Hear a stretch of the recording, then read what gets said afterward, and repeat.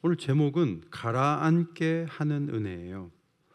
우리는 뜨거워지는 것이 은혜라고 생각하지만 어떤 많은 요인들, 어려움들은 가라앉아야 되는 것이죠. 저도 병원에서 한번 수술을 했는데 의사가 어떤 수치가 너무 높아서 수술을 할 수가 없다. 일주일 동안 가라앉혀야 된다 해가지고 계속 가라앉기를 기다렸어요. 그러다가 일주일 있다가 수술을 한 적이 있어요. 수술도 어떤 상황이 돼야 수술을 하는 거지 아무 때나 수술하는 게 아니라는 것을 그때 경험을 했습니다. 하나님의 궤를 옮길 뿐 아니라 성전을 지어 다윗은 하나님께 크게 칭찬과 인정을 받았습니다. 하나님께서 네가 내 집 지어준다고 했으니까 내가 너의 집을 지어줄게.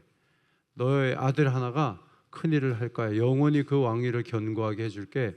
이렇게 칭찬을 해 주셨습니다. 그 후부터 다윗은 나가는 곳마다 싸워서 이겼어요.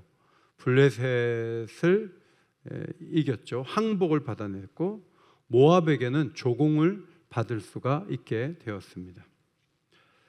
소바왕 하닷 에셀에게서 병거 1000대, 기병 7000, 보병 2만 명을 무찌르는 엄청난 전과를 올렸습니다. 병거 100대의 말들만 남기고 나머지 병거의 말을 전부 발의 힘줄을 다 끊어버렸어요.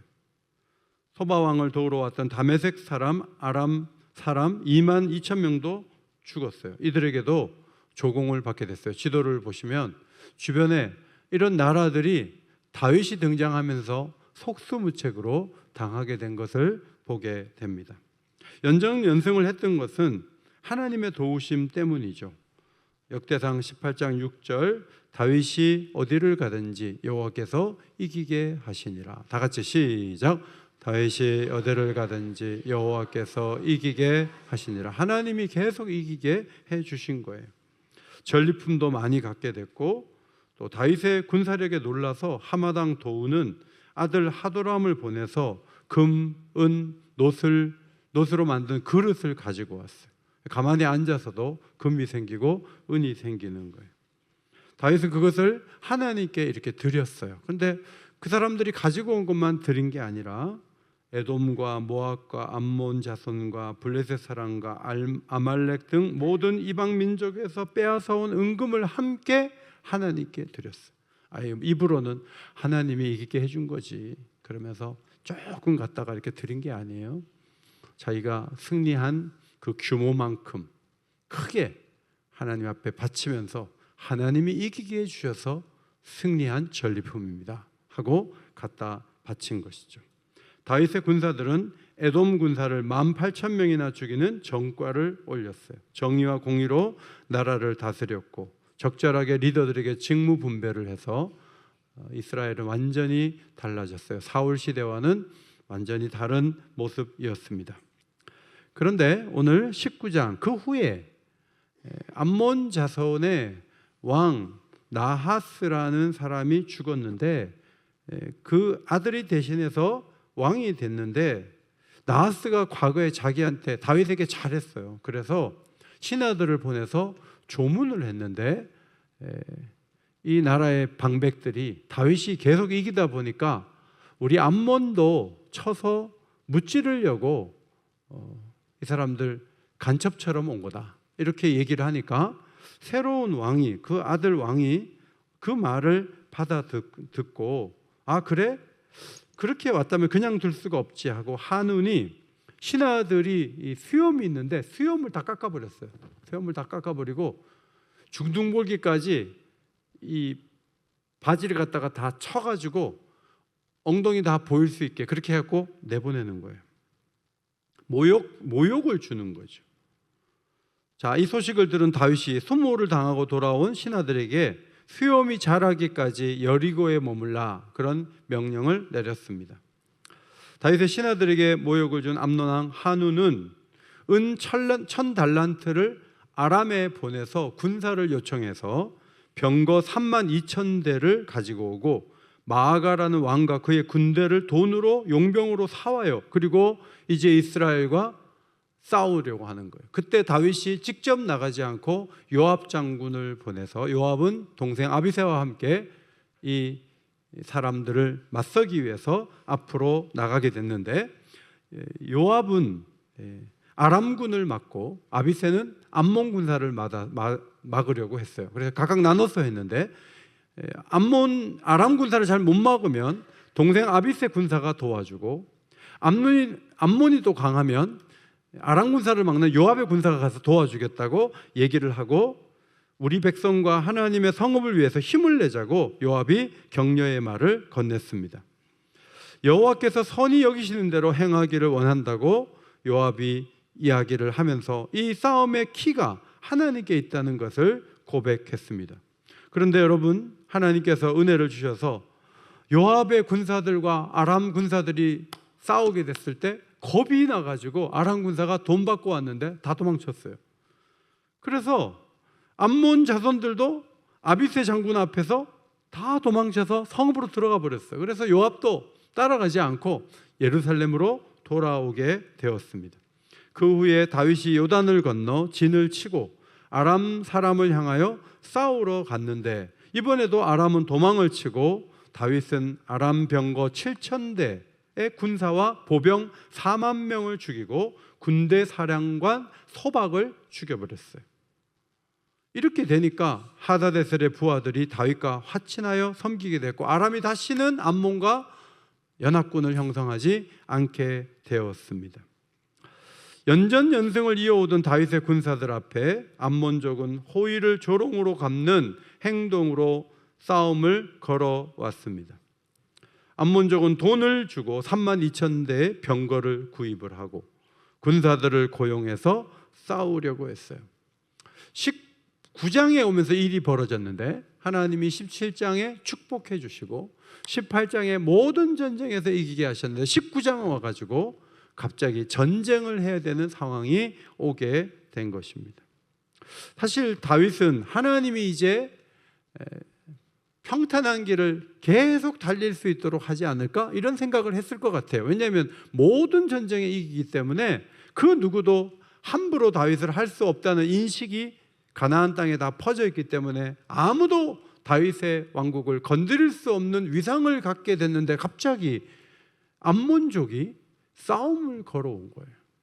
하나님이 견고하게 해주신다고 했는데 왜 이런 일이 생기지? 처음에 다윗은 의문이 들었을 거예요.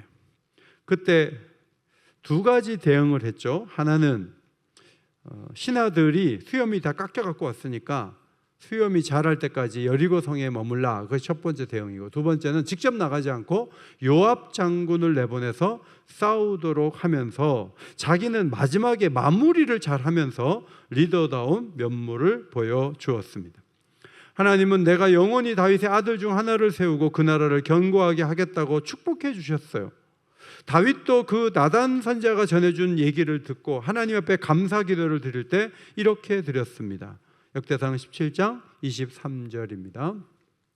우리 한번 소리내서 읽겠습니다. 윤현부 한글 알죠? 같이 읽어요. 시작.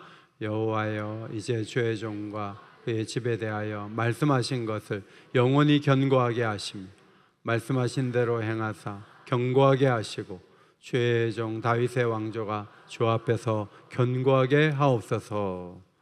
여러분, 여기 견고하다, 히브리어 아만이라는 이 단어를 먼저 쓰신 분은 하나님이에요. 하나님께서 너의 왕국, 아들을 통한 나라를 견고하게 해줄게 라고 먼저 말씀하셨고, 다윗은 그 나라가 견고하게 해달라고 기도를 했어요. 그리고 계속 전쟁에서 이겼어요. 그런데 갑자기 암몬족이 등장하면서 아람과 연합을 하고 덤비는 거예요. 전쟁하자고 싸움을 걸어온 거예요. 여러분, 하나님이 견고하게 해주겠다고 했고 자기도 견고하게 해달라고 3번이나 말씀을 드렸잖아요. 그러면 이런 일이 없어야 돼요. 그런데 하나님이 암몬족과의 전투, 아람족과의 전투를 허락하셨어요. 이 견고하다라는 이 단어, 다른 번역을 보면 믿다, 굳게 서다, 지탱한다, 이런 의미로 번역이 되어 있어요. 이 같은 단어가 이사야서 22장 23절에 기록이 되어 있습니다. 못이 단단한 곳에 박힘같이 그를 견고하게 하리니 그가 그의 아버지 집에 영광의 보좌가 될 것이요. 예언의 말씀이거든요. 못이 단단한 곳에 박히려면 뭘로 때려야 돼요? 망치로 때려야 돼요. 그러면 못 입장에서는 막 머리를 쳐가지고 막 밀어넣으면 아파요, 안 아파요? 못이 살아있다면? 망치로 때리면 아파요, 안 아파요? 못은 그런 느낌이 없지만 예를 들어서 느낌이 있다고 했을 때 머리를 치면 아파요, 안 아파요? 아파요. 그런데 단단한 곳에 못이 막 파고 들어갈 때 한 번 때릴 때마다 푹푹 들어가는 거예요. 그리고 떨어져 있는 두 물건을 하나로 딱 단단하게 세워놓는 역할을 못이 하는 거예요. 하나님께서 견고하게 한다고 했을 때 다윗아, 너의 아들이 네가 아무런 일이 없을 거야. 전쟁도 없고 아무것도 없을 거야. 너는 계속 승리만 할 거야. 아무도 너에게 싸움을 못 걸게 내가 해줄게. 그렇게 약속한 게 아니에요.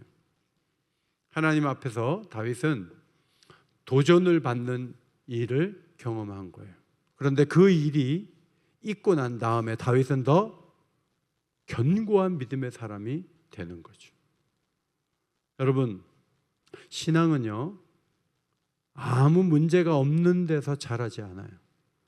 신앙은 도전이 있고 반대가 있고 위협이 있고 공격이 있을 때 신앙이 단단한 곳에 못이 박힘처럼 견고하게 되어지는 하나님의 역사가 있게 되는 줄 믿습니다. 이것이 하나님이 일하시는 방법이에요. 다윗은 신하들이 수염이 자라기까지 여리고에 머물도록 했어요. 왜 그런지 아세요?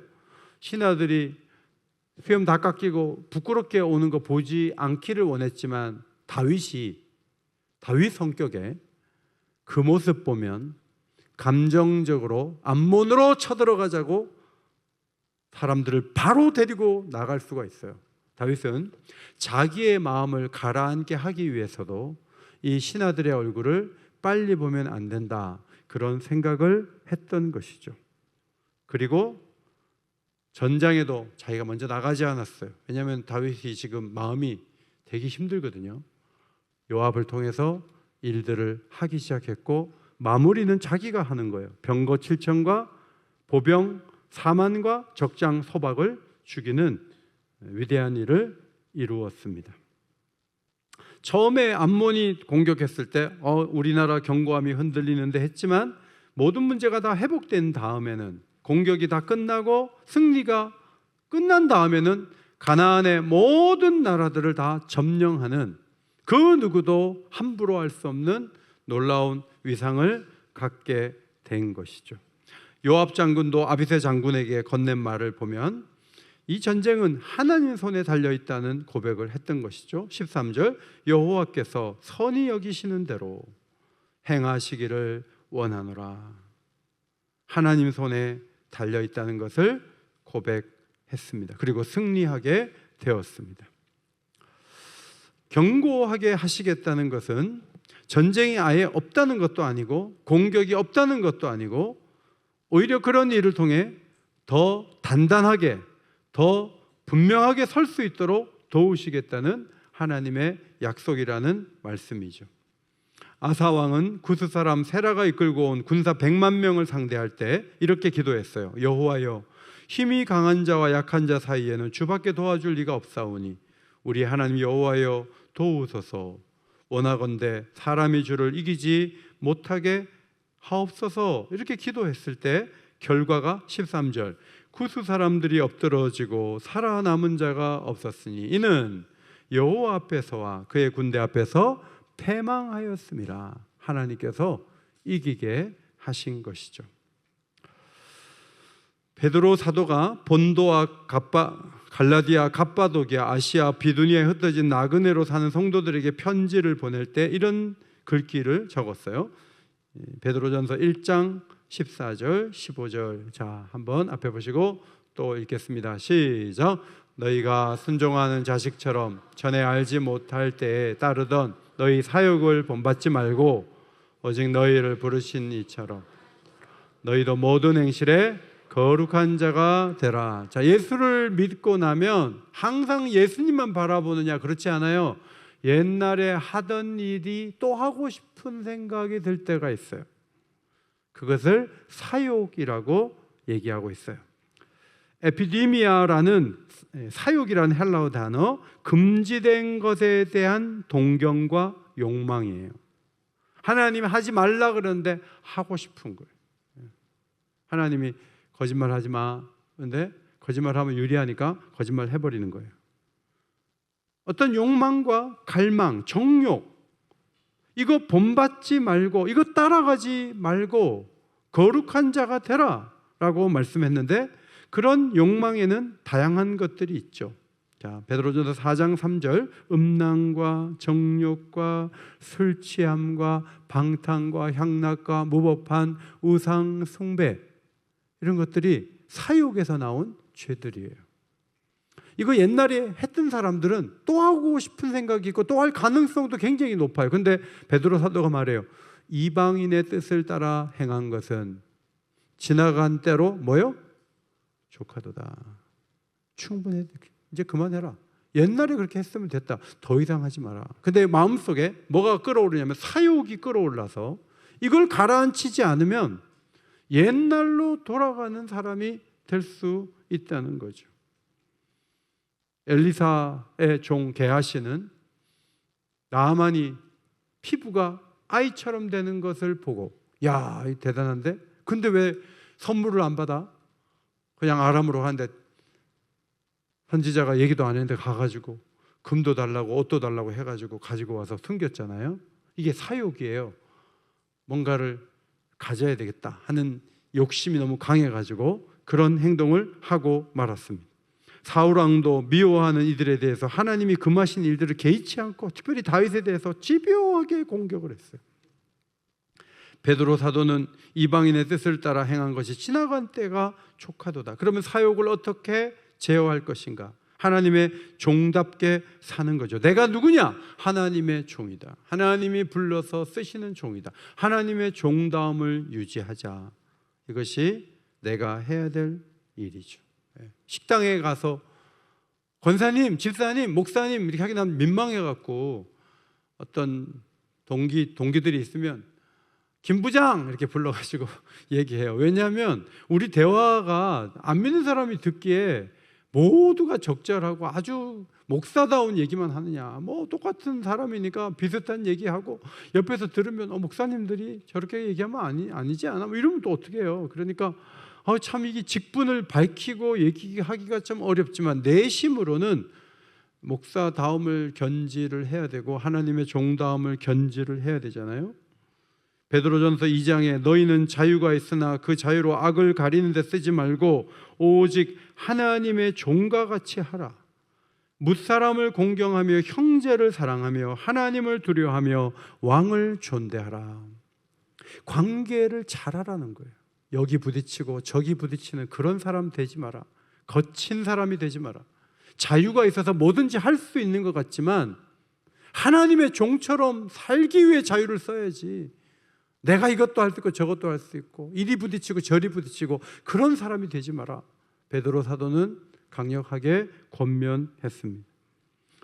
궁극적으로는 사욕을 본받지 말고 본을 끼치신 예수님을 따라가야 되죠. 베드로전서 2장 22절 그는 죄를 범하지 아니하시고 그 입에 거짓도 없으시며 욕을 당하시되 맞대어 욕하지 아니하시고 고난을 당하시되 위협하지 아니하시고 오직 공의로 심판하신 이에게 부탁하시며 친히 나무에 달려 그 몸으로 우리 죄를 담당하셨다. 누가 우리에 대해서 잘못할 수 있지만 예수님은 어떻게 했냐면 막 같이 막 해대지 않았어요. 입에 거짓도 없고 맞대어 욕하지도 않고 자기가 고난을 당하면 내가 하나님의 아들인데 내가 부활하면 가만히 안 둘 거야. 막 그렇게 막 예수님이 소리 지르지 않았어요. 위협하지 않았어요. 하나님께 맡겼어요. 그리고 자기 희생으로 우리의 죄를 담당하신 예수님, 그분을 본받아요.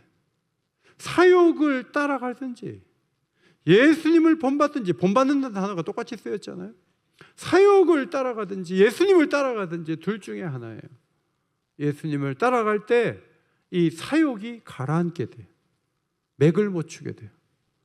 주님을 따르고 주님을 본받고 주님을 사랑하고 주님의 제자다움을 잃어버리지 않는 하나님의 사람이 되는 것이 중요하다고 성경이 가르쳐줘요.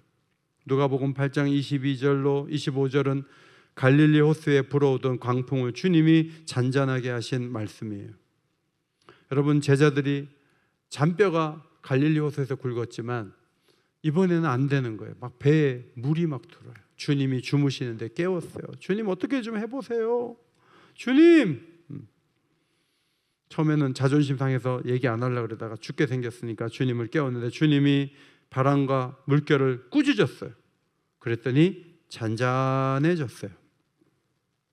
여러분, 거센 파도를 우리가 잔잔케 할 수 있는 능력이 없기 때문에 우리 삶의 환경에서 거센 파도가 일어나면 주님께 맡겨야 돼요. 수술을 앞둔 환자를 찾아가면 환자가 떨어요. 제가 이렇게 손을 잡고 기도하잖아요. 떨고 있어요. 손을 꼭 잡고 기도해요. 그 마음에 풍랑이 일어났어요. 어떡하냐? 내가 왜 이런 병에 걸렸고 내가 왜 이런 수술을 해야 되냐? 막 떨어요. 그때 목사가 돕는 것도 아니고 의사가 모든 것을 할 수 있는 것도 아니에요. 주님이 찾아오셔서 마음을 잔잔케 하시고 의사의 손을 붙들어 주시고 수술 후에 회복되는 모든 과정도 주님이 도와주실 때 깨끗하게 치료될 줄 믿습니다. 이것이 하나님이 하시는 일이에요. 그래서 인생에 우리가 원치 않는 일을 많이 만날 때 하나님 손에 맡겨드리고 하나님과 함께 동행하면서 이 어려운 환경을 우리 힘으로 되는 게 아니에요. 이걸 가라앉히는 것, 주의 능력에 있다는 것을 기억해야 돼요. 히스기야 보고 이사야 선지자가 죽는다 그랬어요. 그런데 히스기야가 하나님 앞에 기도했어요. 하나님께서 결정이 난 거지만, 이미 통보를 했지만 15년 동안 연장된 삶을 살게 해 주셨죠. 사진을 보시면 물고기 뱃속에 사람이 하나 들어가 있어요. 누구예요?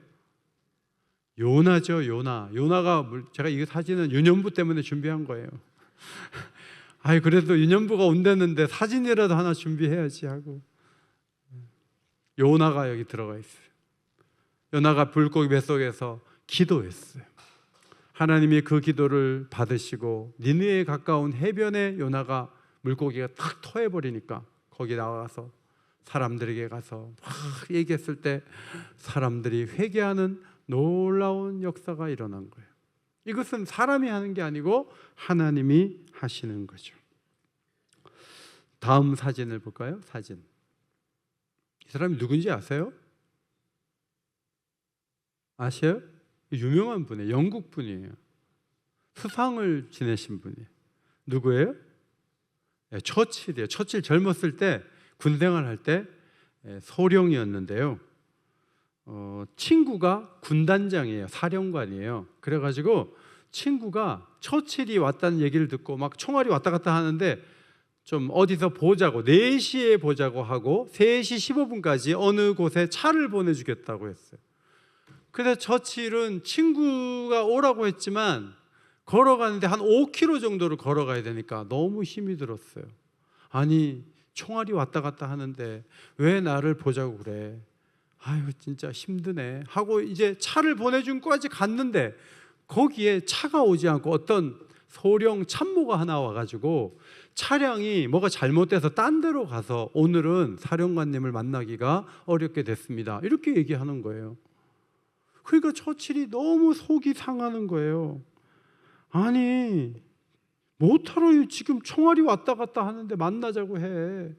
그리고 뭐가 일이 제대로 돼야지. 만날 수도 없잖아. 차도 딴 데로 가버리고. 그래서 친구에 대한 원망이 속에서 막 일어나는데 참모도 소령이고 자기도 소령이에요. 그래서 그 소령 보고 속에서 막 이만큼 끓어오르는데 막 해댔어요. 막 뭐라 그랬어요. 왜 만나려고 하냐 그랬더니 뭐 보고 싶어서 만나려고 한 것 같다고 얘기하니까 지금 전쟁하고 있는데 뭐가 보고 싶어서 만나고 하냐고 막 그래서 사령관이 보낸 참모인데 막 함부로 해버렸어요. 그리고 길이 막 질어가지고 진창길이어서 2시간이나 막 허비하면서 돌아오게 됐어요. 너무 오다 보니까 막 힘들어요. 옛날에는 사무실에서 근무했는데 한 달 전에 와가지고 너무 힘든 야전에서 막 왔다 갔다 하는데 너무 힘들어요. 물이라도 마시려고 이제 중대 식당으로 들어갔는데 친구들이 보면서 오늘 너무 기분 좋은 날이라고 막 그랬어요. 뭐가 기분이 좋으냐? 나는 이 군단의 장군들이 하는 일도 없이 사람이나 불러내고 헛발질이나 하고 막 그런다고 넋두리를 해댔어요. 그때 어떤 장교가 오늘은 정말 당신에게 행운이 깃든 날이라고 얘기했어요. 가보면 안다 그랬어요. 그래갖고 무슨 말인가 하고 자기가 있던 곳으로 10분을 더 걸어가지고 중대에 딱 들어왔는데 중사가 격려를 하면서 처칠이 근무한 그 사무실 책상 위로 폭탄이 떨어졌다는 거예요.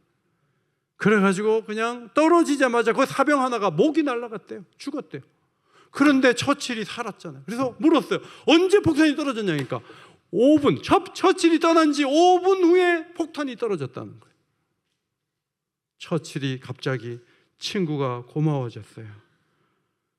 우라가 치밀어가지고 막 욕을 해댔고 사람들에게 뭐 그런 장군이 있냐고 막 그랬는데 그 친구가 자기를 친구로 알고 차를 보내주고 친절하게 불러주지 않았다면 자기는 책상 위에 앉아있다가 머리 위에 폭탄이 떨어져서 죽을 뻔했어요.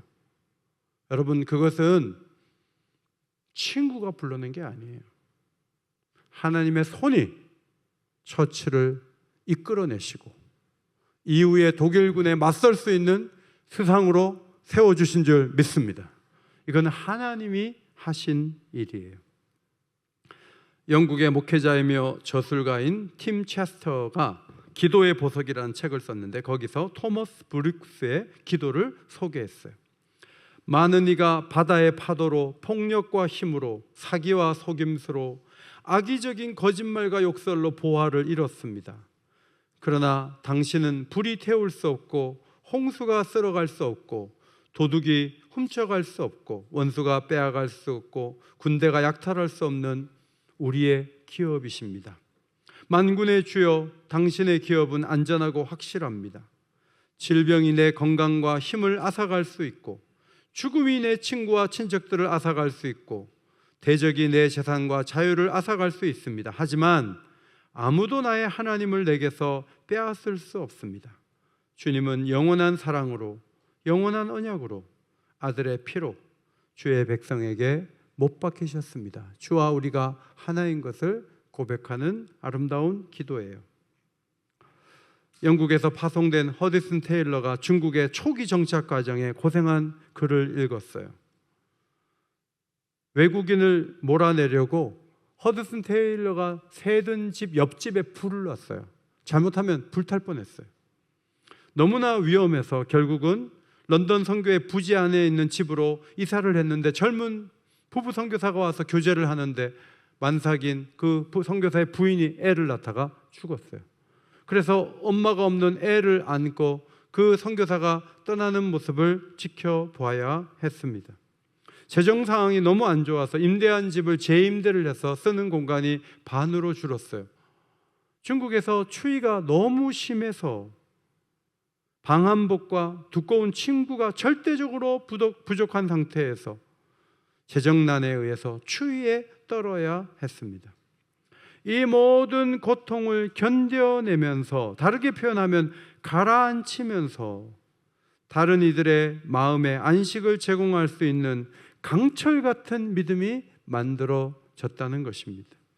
허드슨 테일러가 누이에게 쓴 편지를 읽어드리겠습니다. 어떻게 나의 어려움을 견뎌내느냐고 물었지.